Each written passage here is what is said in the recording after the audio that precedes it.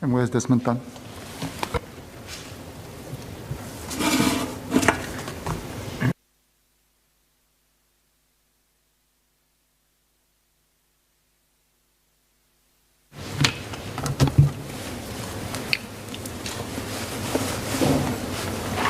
Mr. Chairman, MSC remains committed in ensuring our water sustainability and supply of safe food for future generations. Let me explain how we intend to do so, partnering businesses and Singaporeans. Even as we commission new desalination and new water plants, this infrastructure cannot keep pace with demand as our economy and our population grow. We must not let up on our efforts to conserve water.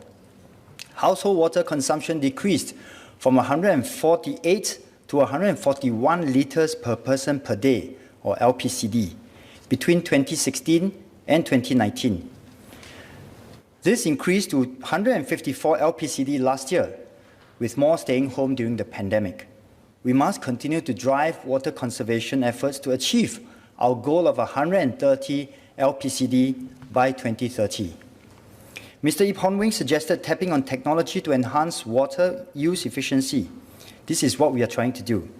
PUB will commence the first phase of Smart Water Meter program later this year to install 300,000 smart water meters in new and existing residential, commercial, and industrial premises in 7 districts across the island by 2023.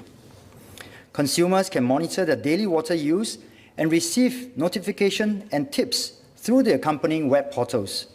Alerts will be sent when abnormal water use patterns are detected, signifying potential leaks that need to be fixed.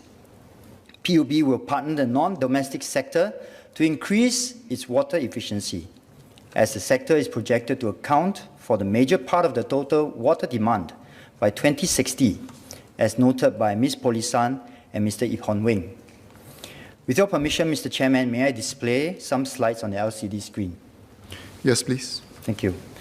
From January 2022, the Mandatory Water Efficiency Labelling Scheme, or MWLES, will be extended to water closet flush valves that are used in toilets in premises like shopping malls and offices. As a start, only those with a minimum 2-tick efficiency rating can be sold. PUB will also introduce the mandatory minimum water efficiency requirements for 3 types of commercial equipment, namely washer extractors, dishwashers, and high-pressure washers. Both schemes are expected to save about 0.72 million gallons of water per day, equivalent to 480 Olympic-sized swimming pools worth of water annually. Starbucks managed to reduce its annual water consumption, as an example, by 2% for its outlets that have switched to water-efficient dishwashers. 645 cubic meters of water was saved in a year, equivalent to about a quarter of an Olympic-sized swimming pool, and they also saved $1,800 from their annual bills. I would like to assure Ms. Cheng Li Hui that PUB will continue to minimize water losses through smart and cost-effective measures, even though Singapore already has one of the lowest water leakages in the world, with 5 leaks for every 100 kilometers of pipes yearly. PUB will install 1,200 permanent leak detection sensors by 2021 to remotely monitor approximately 500 kilometers of large water pipelines. Advanced leak detection tools such as the Smart Ball will be propelled by the water flow within the pipeline to survey long stretches for leaks. Mr. Ip Hon Wing stressed the importance of safeguarding our used water resources. Indeed, Singapore is one of the few countries to close the water loop, returning used water to the system in the form of new water as well as industrial water. PUB takes a zero-tolerance approach towards improper used water discharges and will not hesitate to prosecute errant companies because improper discharges pose health hazards to sewerage workers and cause disruptions to our water reclamation process. PUB's enforcement efforts are complemented by advanced sensing technologies to monitor these illegal discharges. The network of online volatile organic compounds monitoring units will be expanded from the current 40 units to 100 units by end 2021. 175 trade premises will have microbial electrochemical sensors installed in their last inspection chambers from 100 today to alert PUB when excessive heavy metals are detected. These data help PUB more accurately identify high-risk trade premises and address emerging problems early. Mr. Chairman, Singapore has developed a multi-pronged approach to ensure our food security, including import diversification, local production, stockpiling of essential food items. We also support local companies to expand overseas and export their produce back home. In 2019, we announced our 30 by 30 goal to buffer Singapore from global disruptions arising from climate change. When COVID-19 hit our shores, the Singapore Food Agency responded quickly by launching the 30 by 30 Express Grant Call to accelerate local food production. I am pleased to share with Ms. Nadia Samdin that in September 2020, SFA awarded close to $40 million to 9 companies out of the 40 innovative proposals received to boost local production of eggs, leafy vegetables, and fish. While one farm has since withdrawn and another has yet to accept the offer, the other 7 remain on track. One successful recipient, Indoor Farm Factory Innovation, or IFFI, is setting up a high-tech indoor vegetable farm with a vertical integration growth system of up to 8 meters in height. I look forward to the vegetable hitting the shelves this year. To produce more with less, we must continue to invest in technology. Under the $144 million Singapore Food Story R&D program, 3 grant calls on sustainable urban food production and future foods on alternative proteins have been launched. Award results will be announced soon. SFA has supported existing farms to achieve higher productivity through the Agriculture Productivity Fund, or APF, since 2015. As of end December 2020, $43 million have been committed from the APF to support 118 companies and farms. Homegrown company Blue Ocean Aquaculture Technology benefited from the APF to invest in the recirculating aquaculture system, technology which enables it to farm fish in an indoor controlled environment and to recycle water within the production loop. The new $60 million Agri-Food Cluster Transformation ACT Fund replaces the APF, which expired in 2020, and provides funding support for local farms over the next 5 years. On Ms. Nadia Samdin's question, the ACT Fund has been designed with several improvements over the APF. It will better cater to farms of different scales and development needs, from startup to growth and expansion. It will have a higher co-funding quantum and wider scope in support of farms that adopt advanced farming systems which improve productivity and resource efficiency. SFA has also made spaces available for our local farms. 5 tranches of agri-land tendered out will progressively be operational in the coming years, and the first batch of multi-story car park rooftop farms will commence production this year. 7 more HDB MSCP rooftops are currently being tendered for urban farming, while the tender for our 6th tranche of land sales will be awarded in the coming weeks. To ensure that we optimize our limited agri-land, SFA will master plan around 390 hectares in Lim Chu Kang to create a vibrant agro-food hub that will anchor global and local best-in-class companies in Singapore.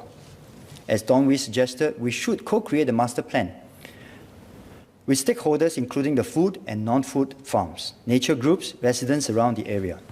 I have kick-started a series of conversations with these stakeholders to better understand their needs and their aspirations for Lim Chu Kang, and we will continue these conversations through the year. With their feedback, we will also form dedicated work groups to develop the master plan, and these will be incorporated with the findings of the environmental baseline and topographical studies when we launch the master planning consultancy in end 2021. We hear Mr. Dong Wee's concerns about the impact of the livelihoods of the affected farmers. 26 farms have leases expiring and will be able to stay on until their leases expire, with most having a further short extension. We will continue to facilitate the transition plans, including feasibility of moving to indoor spaces. SFA will work with the industry to minimize any disruption to local production during this transition. Ms. Namdia Samdin asked about the plans to unlock the potential of our local sea-based farms. Most of the approximately 100 coastal farms in the Straits of Johor adopt open-net cage farming techniques. SFA has been encouraging them to invest in technology to enhance productivity and resilience against external environmental threats. Farms are also encouraged to use fish feed that minimizes impact on the marine ecosystem and tap on the solar and tidal energy to power their farming systems. Farms can apply for the ACT fund for their capital investment, and following feedbacks from farms, SFA will launch new sea space tenders on leases within the next few years to provide farms with greater certainty on the use of sea spaces. To ensure that our sea spaces can sustain high-yielding production over the long term, SFA will work with the farms to monitor the impact of aquaculture activities on farming sites and measures to manage the spread of fish diseases. SFA has engaged the industry to understand their concerns, and we strive to uplift the sector, build food resilience, and generate good jobs for Singapore. I echo Ms. Cheryl Chan, Dr. Lim Wee Kiak, and Ms. Nadia Samdin's call to build a new generation of agri-food skilled workforce. SFA is working with institutes of higher learning and local farms on courses and structured programs, internship programs to equip students and adult job seekers with skill sets directly relevant to the agri-food sector. Mr. Chairman, in Mandarin, please. 永续发展与环境部将持续致力于加强本地农场的生产能力和促进农业食品生产领域的现代化转型，以确保国人能够得到充足的食品供应。新加坡食品局计划将零错港大约390公顷的农地打造成一个高科技农业食品区。除了保障我国的食品供应，该农业食品区也能让为国人创造良好的商机和就业机会。此外，我们也将和本地海上农场合作，探讨如何提高生产力，包括投资于先进的系统和监测养殖活动对海洋环境的影响。食品局也将在未来几年为新的海上养殖区招标，并设定适当的租赁期，为海上农场带来更多的可确定性。As our farms build capabilities and increase production, consumers can make a conscious choice to support local produce, which is fresher and lasts longer. SFA launched the SG Fresh Produce logo in 2020 to facilitate consumers in identifying local produce. A new clean and green standard for urban farms will be introduced this year as a mark of assurance that produce is free from synthetics, pesticides, and grown in a clean farming environment using resource-efficient and sustainable practices. SFA will pilot 2 projects recommended by the Citizens Work Group where hospitals feature local produce in new mothers' first meal after delivery, and wet markets will make it easier for consumers to identify local produce at the stores. While most farms produce for the domestic market, SFA and ESG are also assisting them to secure market access overseas. As mentioned by Ms. Nadia Samdin, the formation of SFA in 2019 brought various food-related functions under a single agency, allowing SFA to have better regulatory oversight of the entire food supply chain from farm to fork. To manage new and emerging food safety risks as the agri-food landscape develops, SFA will introduce a new bill this year to consolidate and strengthen its powers that currently reside in several pieces of legislation. Last December, SFA allowed the company Eat Just Inc. to sell its cultured chicken as an ingredient in nuggets in Singapore after rigorously assessing that all food safety risks have been addressed. With more novel food products being developed, Mr. Gan Tiampo is spot on in suggesting that more food safety assurances should be put in place. The new Act will provide greater legal clarity on the regulatory framework for novel foods, including mandating that a pre-market safety assessment must be done before approval for sale is granted. SFA also inspect and sample novel food products for testing and is done for other products, as is being done for other food products. However, food safety is a joint responsibility with the industry and consumers. Food companies must ensure that products are safe and fit for consumption. And to help consumers make informed choices, the new Act will continue to impose existing requirements for companies to label the product packaging to indicate the true nature of the food. As pointed out by Ms. Nadia Samdin, another trend accelerated by the pandemic is the proliferation of food delivery. While food delivery companies are not licensed by SFA, as they are not involved in the food preparation for processing and thus have minimum risk of causing food contamination, they remain responsible for ensuring that the food is transported in a manner that does not compromise on food safety. This includes maintaining the cleanliness of the vehicle and equipment used for the transportation of food. The SFA has been engaging food delivery companies on food safety practices and will explore Ms. Nadia's suggestions for these companies to indicate hygiene and cleanliness information on their platform. Mr. Chairman, I urge members to support the work done by MSC, PUB and SFA and to secure Singapore's food and water supplies. Assurances on food and water security serve as social and psychological ballast for Singapore as we build back better. Thank you.